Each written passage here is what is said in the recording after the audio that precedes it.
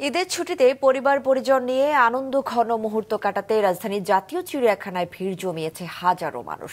সকাল থেকে আসতে শুরু করেন দর্শনার্থীরা, বেলা বাড়ার সাথে সাথে বাড়তে থাকে ভিড়। শুধু ঢাকা নয়, আশেপাশের জেলা থেকে আসছেন দর্শনার্থীরা। তারা ঘুরে ঘুরে দেখছেন নানা রকম পশু পাখি খাঁচা। বেশি আগ্রহ বাঘ, সিংহ, বানর এবং কুমিরের প্রতি। অনেকে পরিবারের ছোট সদস্যদের প্রকৃতির কাছাকাছি এনে প্রাণীদের সঙ্গে পরিচিত করিয়ে দিচ্ছেন।